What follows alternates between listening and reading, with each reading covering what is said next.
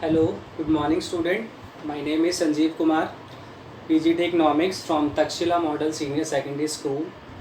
So students, today basically we are going to discuss the chapter Elasticity of Demand. आज basically हम लोग उसका जो numerical portion है उसको हम लोग discuss करेंगे.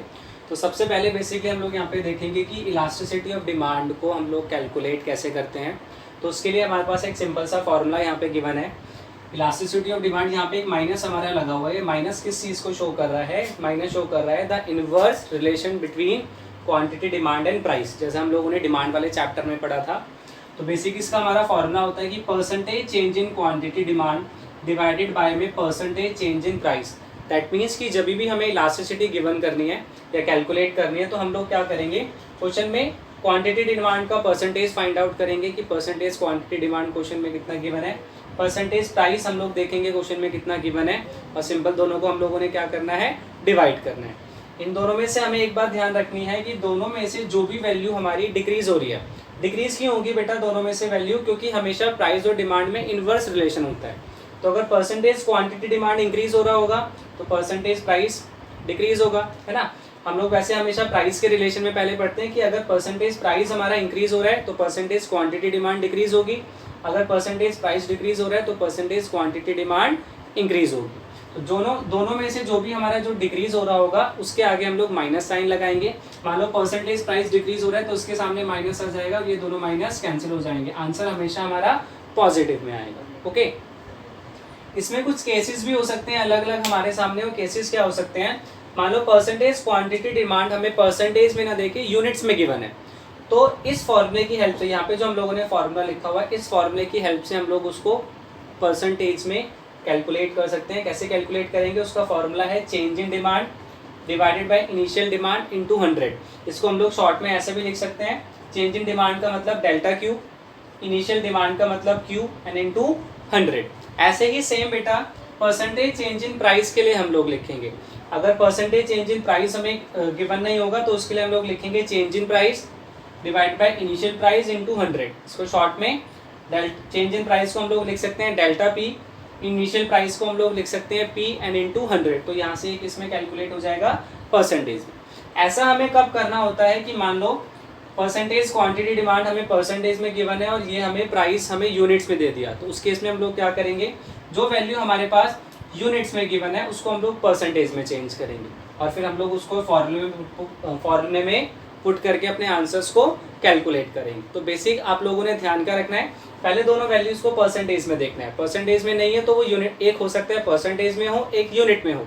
तो जो हमारे पास यूनिट में गिवन होगी उसको हम लोग इस फॉर्मूले की हेल्प से, डिपेंड करता है प्राइस है या क्वांटिटी है, इस फॉर्मूले की हेल्प से हम लोग उसको परसेंटेज में चेंज करेंगे और फिर वैल्यू को दोबारा यहाँ पे पुट कर देंगे. तो उससे हमारा इलास्टिसिटी कैलकुलेट हो जाएगी. ओके स्टूडेंट्स, तो यहाँ पे ना एक न्यूमेरिकल मैंने आप लोगों के लिए सॉल्व कर दिया है जिसमें डायरेक्टली दोनों वैल्यूज हमें परसेंटेज में गिवन है. इस न्यूमेरिकल को हम लोग देखते हैं ध्यान से. यहाँ पे लिखा हुआ है कि as a result of 5% fall in the price, price हुआ हमारा फॉल हुआ है 5% से, और जो हमारी डिमांड है वो इंक्रीज हुई है 12% से. मतलब दोनों वैल्यूज हमें यहाँ पे परसेंटेज में गिवन है. तो हम लोगों ने बेसिकली क्या किया, बस इन वैल्यूज को उठा के इस फॉर्मूले में पुट कर दिया. Percentage change in quantity demand कितना था, 12%. परसेंटेज चेंज इन प्राइस कितना था, 5%. अब जो हमारा प्राइस है वो फॉल हुआ है तो उसके आगे माइनस आ गया, एक माइनस हमारा फॉर्मूले में ही लगा हुआ है, तो दोनों माइनस एक दूसरे से कैंसिल हो गए. इसको जब हम लोगों ने 12 को डिवाइड किया 5 से तो हमारे पास आंसर आया 2.4. तो बेसिकली हमारी जो इलास्टिसिटी का आंसर हो गया वो हो गया 2.4. इसमें हमें क्या करना है, इस क्वेश्चन में क्या किया, सिंपल दोनों वैल्यूज हमें परसेंटेज में गिवन थी, हम लोगों ने दोनों वैल्यूज को बस बेटा क्या किया है, फॉर्मूले में पुट कर दिया है. दोनों में से जो वैल्यू डिक्रीज हुई, जैसे इसमें प्राइस फॉल हुआ था तो उसके आगे माइनस लगा दिया, दोनों माइनस कैंसिल हो गए. तो बेसिकली हमारे पास आंसर क्या आ गया, 2.4. ओके, ऐसा ही इसमें आगे क्या क्वेश्चन आएगा, हो सकता है कि एक वैल्यू हमें परसेंटेज में गिवन हो और एक वैल्यू हमें यूनिट में गिवन हो. तो जो वैल्यू हमें यूनिट में गिवन होगी उसको हम लोग परसेंटेज में चेंज करेंगे. कैसे? जैसे अभी हम लोगों ने पीछे सीखा था ना, परसेंटेज में अगर प्राइस गिवन है यूनिट्स में तो delta P by P into 100, अगर क्वांटिटी गिवन है तो delta Q by Q into में 100. ओके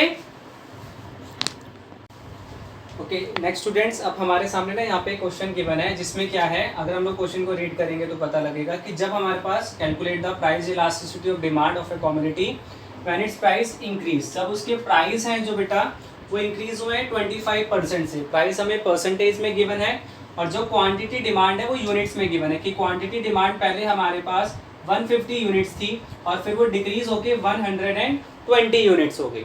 ठीक है, तो इस क्वेश्चन में हम लोगों ने पहले लिख लिया कि हमें क्या क्या गिवन है।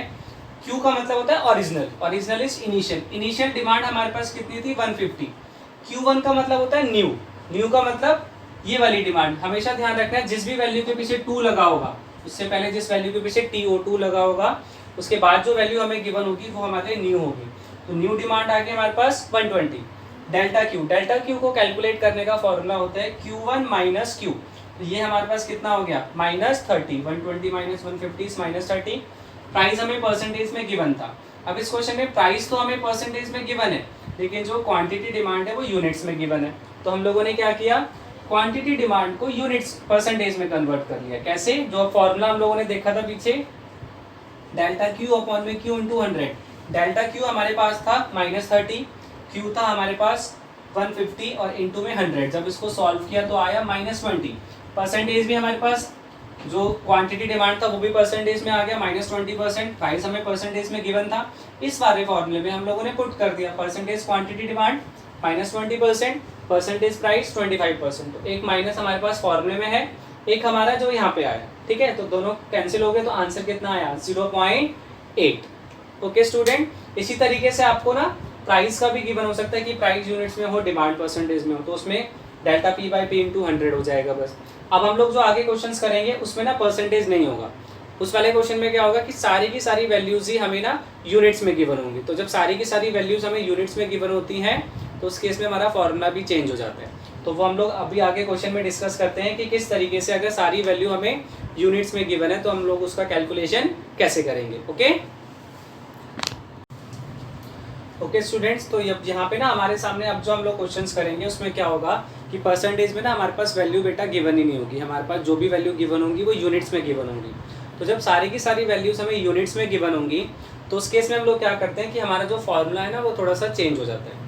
हम लोगों ने फॉर्मूला को थोड़ा सा मॉडिफाई कर दिया, शॉर्ट में कर दिया है। फॉर्मूला हम लोग उस केस में ये यूज़ करते हैं, फॉर्मूला हो जाता है ED इज इक्वल टू, ये माइनस हमारा फॉर्मूले के आगे रहेगा ही, delta Q upon delta P into में P बाई क्यू। ये वाला फॉर्मूला हम लोग यूज़ करेंगे कब, जब सारी की सारी वैल्यूज हमें यूनिट्स में गिवन होंगी। ओके, तो यहाँ पे देखो जब भी हम लोग क्वेश्चन को सॉल्व करेंगे तो ये 6 वैल्यूज को हमें लिखना है पहले, Q, Q1 delta Q, P, P1 delta P। Q का मतलब क्या होता है, इनिशियल डिमांड, जो भी ओरिजिनल डिमांड हमारे पास गिवन होगी। Q1 का मतलब न्यू डिमांड, जो भी न्यू डिमांड हमारे पास क्वेश्चन में गिवन होगी। डेल्टा Q उसका मतलब चेंज इन डिमांड, जो भी डिमांड में चेंज आया होगा। ऐसे ही P इनिशियल, ये हमारे पास प्राइस होगा, सॉरी यहाँ पे हम लोगों ने डिमांड लिख दिया है, ये होगा हमारे पास initial price, new price and ये चेंज इन प्राइस, ये हमारे पास क्या हो जाएगा, प्राइस की वैल्यू हो जाएगी। ठीक है, इसमें जो कंफ्यूजन हमारे पास होती है वो Q1 या डेल्टा Q, P1 या डेल्टा P को कैलकुलेट करने में या समझने में होती है। तो उसके लिए ध्यान रखना, अगर वैल्यू में ऐसे लिखा हुआ है फॉल्स टू, मतलब वैल्यू के पहले अगर 2 लगा हुआ है, मान लो लिखा है डिमांड इंक्रीजेस फ्रॉम 10 to 12 लिखा है, तो 2 वाली जो वैल्यू होती है वो अगर प्राइस के केस में लिखा है तो P1 होगा, डिमांड के केस में लिखा है तो Q1 हो जाएगा। ऐसे ही बाय वाली वैल्यू, जिस वैल्यू के पीछे बाय लगा हुआ है, अगर वो प्राइस के केस में है तो डेल्टा P हो जाएगा, मतलब चेंज इन प्राइस या चेंज इन क्वांटिटी। ओके, अब हम लोग इसका एक क्वेश्चन सॉल्व करके देखते हैं जिससे हमें पता लगेगा कि वैल्यूज को हमें कैसे पुट करना है। ओके स्टूडेंट्स, तो अब हमारे सामने ना यहाँ पे क्वेश्चन गिवन है, तो इस क्वेश्चन को हम लोग देखते हैं कि ये कैसे सॉल्व होगा। सबसे पहले क्वेश्चन को रीड करते हैं। When price is ₹10 per unit, price कितना है हमारे पास 10 पर units, demand for a commodity is 100 unit. तो जब प्राइस 10 पर यूनिट है तो उसकी डिमांड है हमारे पास 100 यूनिट। तो उसको हम लोग ओरिजिनल मानेंगे कि जब प्राइस हमारे पास 10 पर यूनिट है, P is original price, demand हमारे पास कितनी है 100 यूनिट्स। फिर क्या बोलता है कि as the price falls to, अब देखो वैल्यू के आगे 2 लगा हुआ ना, कितना हो गया 8 पर यूनिट, कि जब हमारा प्राइस फॉल्स हुआ और कितना हो गया 8 पर यूनिट, तो नया प्राइस कितना हो गया हमारे पास 8 per unit. The demand expands, expands का मतलब क्या होता है इंक्रीज, और वैल्यू से पहले 2 लगा हुआ है, डिमांड एक्सपैंड्स टू 150 यूनिट्स, तो नई डिमांड कितनी होगी हमारे पास 150 यूनिट। अब हमें डेल्टा P और डेल्टा Q निकालना है। डेल्टा P को निकालने का फॉर्मूला होता है P1 माइनस P, तो 10 माइनस 8 माइनस 10 इज -2। इसका फॉर्मूला होता है Q1 माइनस Q, तो 150 माइनस 100 इज 50। अब इसको हम लोग सॉल्व कर देते हैं। E D is equal to, जो हम लोगों ने अब वाला फॉर्मूला लगाना है, ये माइनस फॉर्मूले वाला ऐसे ही रहेगा, डेल्टा क्यू अपॉन में डेल्टा पी इंटू में पी बाई क्यू। ये माइनस ऐसी है, डेल्टा क्यू की वैल्यू हमारे पास कितनी है 50, डेल्टा पी की वैल्यू -2 इंटू में प्राइस की वैल्यू 10, क्वांटिटी की वैल्यू 100। ठीक है, ये सारी की सारी वैल्यूज हम लोगों ने पुट की।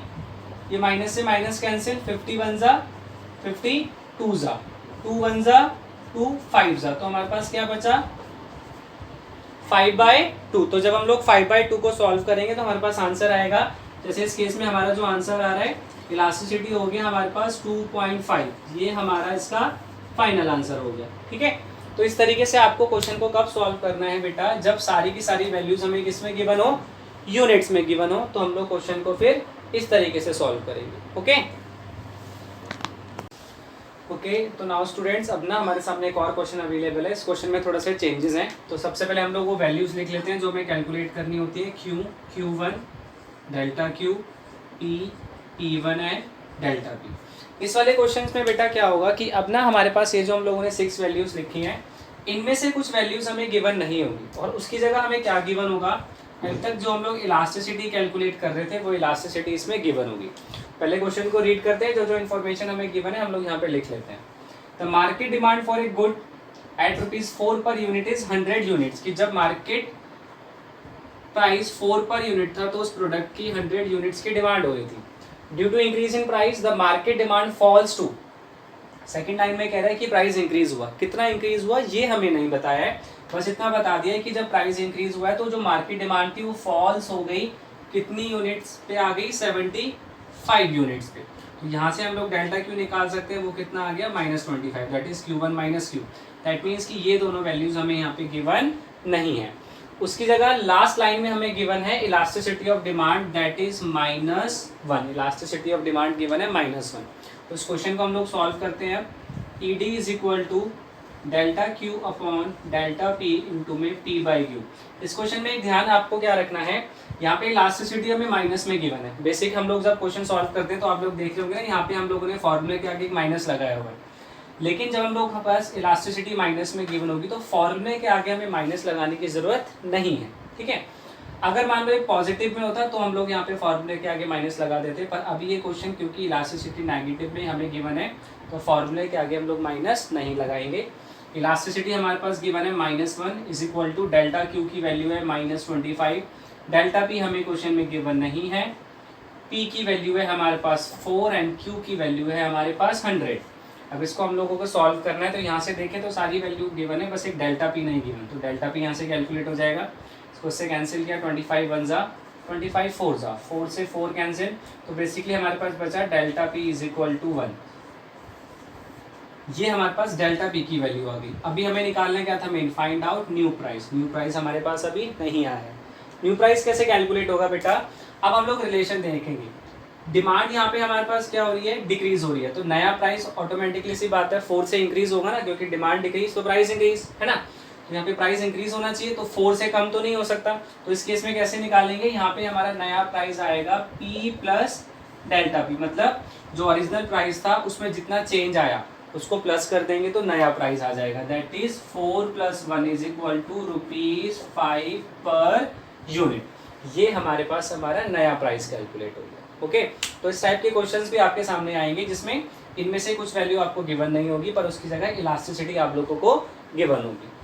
आई होप ये न्यूमेरिकल्स आप लोगों को क्लियर होंगे। अब इसी के कुछ न्यूमेरिकल्स आप लोग आपकी बुक से प्रैक्टिस कर सकते हैं।